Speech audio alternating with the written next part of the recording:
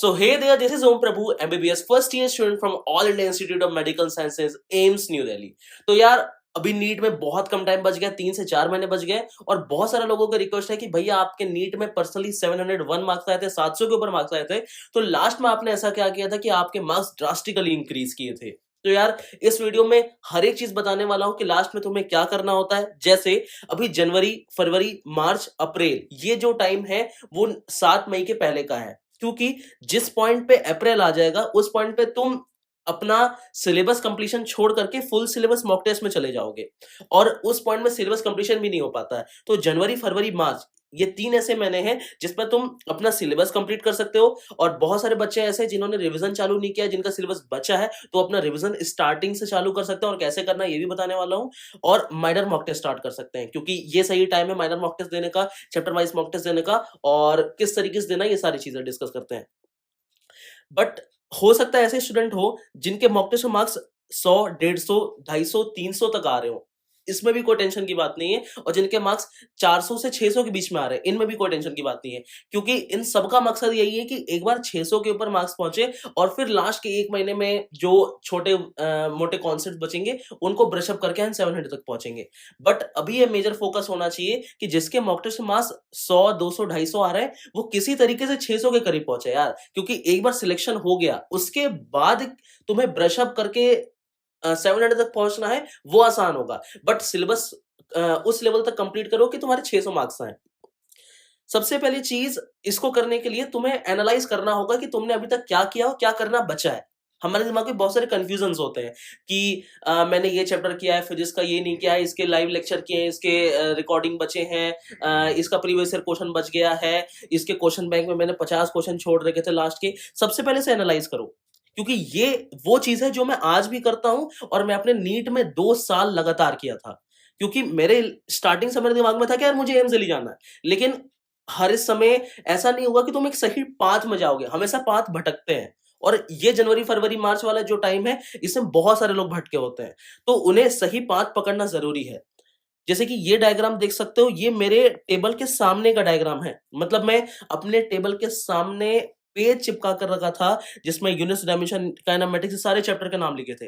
तुम देख सकते हो जैसे कि मैं क्लास 12 का चैप्टर लो, करंट इलेक्ट्रिसिटी। करंट इलेक्ट्रिसिटी में मैंने टिक कर रखा है लाइव लेक्चर में, टिक कर रखा है क्लास नोट्स में, टिक कर रखा है प्रीवियस ईयर क्वेश्चन में, टिक कर रखा है मॉड्यूल में। और जितने बार मैं रिवाइज करता था मैंने कॉलम बना रखे थे, मैं यहाँ डॉट लगाता था। पहला रिवीजन हुआ, दूसरा रिवीजन हुआ, तीसरा रिवीजन हुआ, चौथा रिवीजन हुआ, पांचवा रिवीजन, आगे वैसे डॉट्स थे। तो ये चीजें देख करके जब नीट के 1 दिन बचे थे ना, जब मैंने ये मिरर वाला चार्ट देखा था मैंने अपने बायोलॉजी का, वो कॉन्फिडेंस मुझे आया था कि मैंने इतनी बार एनसीईआरटी पढ़ ली है कि नीट का क्वेश्चन गलत होने वाला ही नहीं। ये कॉन्सेप्ट मैं अपने प्रीवियस वीडियोस में ऑलरेडी बता चुका हूं। बट अगर अगर ये चीज अभी तक किसी ने डाउनलोड नहीं किया है, अपने टेबल के सामने नहीं चिपकाया है, अभी जाकर चिपकाओ, क्योंकि ये एक प्रॉपर फ्रेमवर्क देगा तुम्हारी प्रिपरेशन को और ये ब्रशअप करने के लिए बहुत जरूरी है। वैसे ही केमिस्ट्री का भी चार्ट है, बायोलॉजी का भी चार्ट है और फिजिक्स का भी चार्ट है। ये सारी चीजें मेरे टेलीग्राम चैनल ओम प्रभु एमएसडी में ऑलरेडी अपलोडेड है। इसको डाउनलोड करो, अपने टेबल के सामने चिपकाओ और ये देखो कि तुम्हारे कौन कौन से चैप्टर बचे हैं, या जो चैप्टर तुमने किए हैं उसके प्रीवियस ईयर क्वेश्चन बचे हैं, किसके कितने रिवीजन कर चुके हैं, ये सारी चीजें। अब दूसरी चीज आती है कि भैया जब हम पेपर देते हैं तो हम चीजों को भूल जाते हैं, हमें याद नहीं रहता, या हम जो चैप्टर पढ़ चुके होते हैं उनका डेटा हम एग्जाम में रिट्रीव नहीं कर पाते। तो यार अगर ये चीज कर ली ना तो डेफिनेटली सिलेक्शन होगा। मतलब अगर तुमने एनसीईआरटी को आसान तरीके से मेमोराइज कर लिया, पिक्टोरियल फॉर्म में अपने दिमाग में चिपका लिया और एग्जाम देते समय उसे इजीली रिट्रीव कर लिया, तो डेफिनेटली कोई भी क्वेश्चन गलत नहीं होने वाला। और इसका तरीका होता है फ्लो चार्ट, जो आज मैं फॉलो करता हूँ।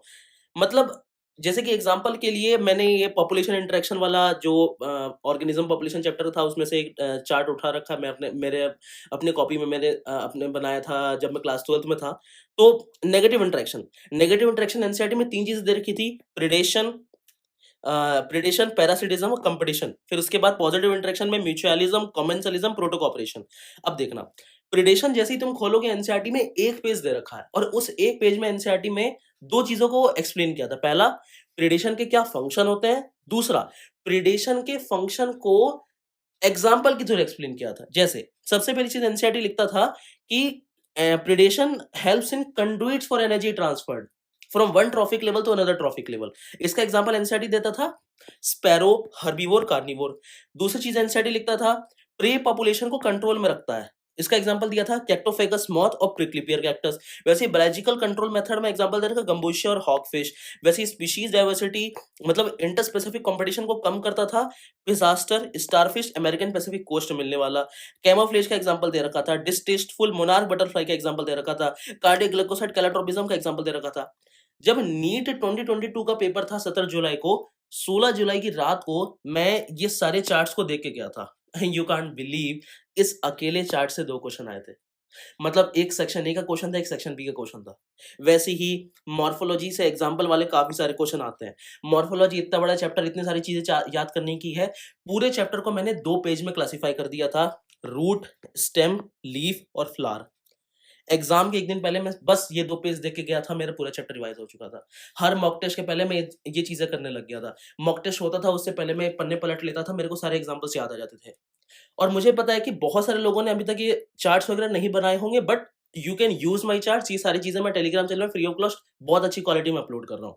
तो अगर कोई चैप्टर इनमें से तुमने पढ़ रखा है, तो एक बार जाके देखो, ट्राई करो कि तुम्हें इनमें से सारे एग्जाम्पल याद है कि नहीं। इससे तुम्हें चेकआउट मिलेगा कि यार हाँ, मैं जो प्रिपरेशन कर रहा हूँ वो भी सही डायरेक्शन में है। क्योंकि एंड में जब नीट का पेपर होगा तो एग्जाम्पल्स एनसीईआरटी से ही आने वाले हैं, और मैंने सिर्फ एनसीईआरटी के एग्जाम्पल लिखे हैं और कुछ भी नहीं बाहर का।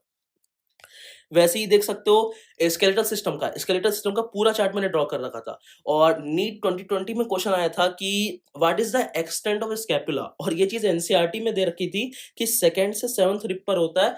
बहुत छोटी सी लाइन छुपाकर एनसीईआरटी ने लिख रखी थी। ये सारे पॉइंट्स मैंने इंक्लूड किए। दूसरा एग्जाम में अभी तक ये क्वेश्चन नहीं आया, बट आएगा कि क्लेविकल किसके साथ आर्टिकुलेट करता है। क्लेविकल एक्रोमियन प्रोसेस के साथ आर्टिकुलेट करता है, जो कि स्कैपुला का पार्ट है। ह्यूमरस ग्लेनोइड कैविटी के साथ आर्टिकुलेट करता है, जो कि स्कैपुला का पार्ट है।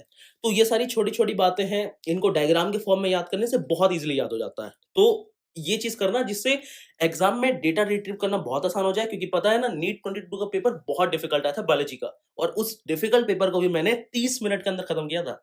30 मिनट के अंदर खत्म करने का रीज़न क्या था? ये जो तीसरी सबसे इंपॉर्टेंट चीज मैंने करी अपने नीट प्रिपरेशन में लास्ट 3 महीने में, वो थे ढेर सारे क्वेश्चन प्रैक्टिस। और क्वेश्चन प्रैक्टिस करने का एक तरीका होता है कि मॉक टेस्ट दो। बट अगर मॉक टेस्ट फुल सिलेबस देते हो, उसमें कम मार्क्स आते हैं, सो it is not a good option for you. अगर तुम्हारे मॉक टेस्ट में कम मार्क्स आ रहे हैं, 250 मार्क्स आ रहे हैं, 300 मार्क्स आ रहे हैं, इसका मतलब ये नहीं है कि तुम गधे हो, बल्कि इसका मतलब ये है कि तुम्हारा सिलेबस कंप्लीट नहीं हुआ है और तुम्हारे जो चैप्टर कंप्लीट हो रखे हैं उसकी मॉक टेस्ट देने की तुम्हें जरूरत है। इसीलिए इट इज वेरी इंपॉर्टेंट कि अभी इस टाइम पे तुम चैप्टर वाइज मॉक टेस्ट दो। चैप्टर वाइज मॉक टेस्ट देने के लिए एक बहुत ही इंपॉर्टेंट बुक मैं रिकमेंड करना चाहता हूं, जो है नीट खजाना। तो यार ये है पीसीबी पॉइंट का नीट खजाना, जिसके अंदर हर एक चैप्टर से 200 एमसीक्यू है। और हाँ, सारे एमसीक्यूज प्योरली एनसीईआरटी बेस्ड है, कोई भी आउट ऑफ एनसीईआरटी की कचरा नॉलेज नहीं होगा। जो भी होगा एनसीईआरटी से होगा, क्योंकि लास्ट के जो महीने बचे हैं एनसीईआरटी बेस्ड क्वेश्चन प्रैक्टिस करना बहुत ज़्यादा जरूरी हो गया। दूसरी चीज़, अगर सपोज करो किसी बच्चे के टोटल 98 चैप्टर्स हमारे नीट के सिलेबस में, उसमें से किसी बच्चे के 60 या 70 चैप्टर हो चुके हैं, और वो चाहता है कि उन 60-70 क्वेश्चन चैप्टर्स के क्वेश्चन प्रैक्टिस करे, और particularly chapter wise question practice करे। उसके लिए बेस्ट तरीका है, क्योंकि इसके अंदर हर एक चैप्टर से क्वेश्चन है। और इसमें जो पेपर का अरेंजमेंट है वो भी ऐसा है कि तुम क्या कर सकते हो कि एक चैप्टर उठाए और उस एक चैप्टर को एनटीए के हिसाब से पेपर का आंसर दो। जैसे एनटीए चाहता है कि एक बच्चा सेक्शन ए सॉल्व करे, सेक्शन बी सॉल्व करे। तो दूसरी, अगर कोई बंदा है जिसके कुछ बहुत सारे चैप्टर हो चुके हैं, लेकिन कुछ चैप्टर ऐसे हैं जो कि काफी ज्यादा वीक है, तो वो केवल पर्टिकुलर वीक चैप्टर से क्वेश्चन प्रैक्टिस करने के लिए इसको ले सकता है। अब पता है यार सबको कि जो नीट है वो प्योरली ऑफलाइन हो चुका है, वो कभी भी ऑनलाइन अभी हुआ नहीं है। तो उसके लिए हम लोगों को जो ऑनलाइन वाली आदत होती है, जो हम लोग ऑनलाइन में टिक करके निकल जाते हैं, उससे बचने के लिए हमें प्रॉपर ओएमआर शीट को सॉल्व करना आना चाहिए। तो इन लोगों ने इसके साथ 100 ओएमआर शीट दिए हैं, तो बहुत अच्छी क्वालिटी की ओएमआर शीट, जैसे नीट की आती है, एक्चुअल एनटी बनाता है वैसी। तो तुम जैसे इस क्वेश्चन प्रैक्टिस करोगे तो यहाँ ओएमआर भरते जाओगे, इस तरीके से बहुत सिंक्रोनाइज मैनर में प्रिपरेशन होती जाएगी। और जो मेरा अगला पॉइंट है इस वीडियो का, वो है कि तुम क्वेश्चन को कैसे मार्क करते चलते हो, कि कौन से तुम्हारी एनालिसिस कैसे करते हो टेस्ट का। तो इन लोगों ने इसके लिए मिरर दे रखा है।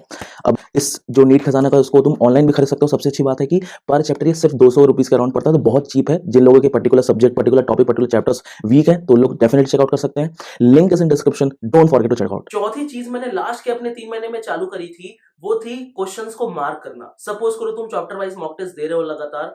अगर कोई भी पर्टिकुलर मॉक टेस्ट तुम देते हो और उस मॉक टेस्ट में तुम्हें ये अपीयर होता है कि यार एक पर्टिकुलर क्वेश्चन तो ऐसा था कि बहुत ज्यादा कंसेप्चुअल था, अगर ये क्वेश्चन पहली बार मैं नीट में आएगा तो मैं शायद क्वेश्चन गलत कर दूंगा, ये क्वेश्चन ऐसा था जो एनसीईआरटी के कॉन्सेप्ट को और आउट ऑफ एनसीईआरटी के कॉन्सेप्ट को मिस करके बनाया गया था, तो उस क्वेश्चन को तुम्हें मार्क करना जरूरी है, क्योंकि वैसे ही क्वेश्चन एग्जाम में आते हैं और कई क्वेश्चन उसमें से रिपीट होते हैं। जैसे ये तुम देख सकते हो, ये मेरा नीट का एक्चुअल पेपर है और इस नीट के एक्चुअल पेपर में मैंने मार्क कर रखा है।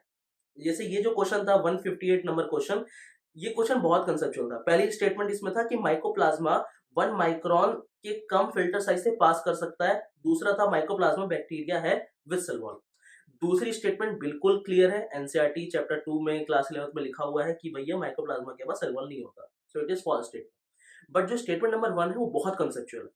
मतलब इस क्वेश्चन को आंसर करने के लिए तुम्हारे सेल बायोलॉजी का डेटा याद होना चाहिए। सेल बायोलॉजी में एनसीईआरटी में लिख रखा है कि माइकोप्लाज्मा का साइज 0.3 माइक्रोन होता है और वहां से अगर सोचना चालू करोगे कि 0.3 माइक्रोन होता है तो 1 माइक्रोमीटर से कम है तो वो फिल्टर साइज से पास कर सकता है, तो इस तरीके से सोच सकते हैं। But it is a conceptual question क्योंकि इसमें रटना भी है, तुम्हें डेटा याद होना चाहिए। दूसरा, एनसीईआरटी के अंदर की लाइन नहीं है, थोड़ा दिमाग लगाना है। तो इस टाइप के क्वेश्चंस को मार्क करना इंपॉर्टेंट है। नीट के 2-4 दिन पहले इस टाइप के क्वेश्चन रिव्यू करके जाओगे, कॉन्फिडेंस बिल्डअप होगा कि यार कठिन क्वेश्चन भी मैं कर ले रहा हूँ, क्योंकि पता नहीं कि नीट 2023 का पेपर किस टाइप का आने वाला है। और जो पांचवी इंपॉर्टेंट चीज जो लास्ट में मैंने चालू कर दी थी, फिजिक्स एनसीईआरटी।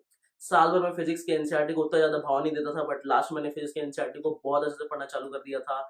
और फिजिक्स के एनसीईआरटी किस तरीके से मैंने पढ़ी, ये सारी चीज़ों के बारे में डिटेल जानना है तो डेफिनेटली इस वीडियो को चेक करना। इस वीडियो के अंदर मैंने बहुत अच्छे से एक्सप्लेन कर रखा है कि मैंने अपनी फिजिक्स को कैसे स्ट्रॉन्ग किया था। So thank you for watching this video. Hit the like button, hit the subscribe button, and if there is any query, leave that in the comment section. I will be answering that. Thank you. They see with the negativity, but I just slide right by that energy. Even when you feel low, you can still go. Even when you feel slow, you can still go. Even when there's no hope, you can still go. I never ran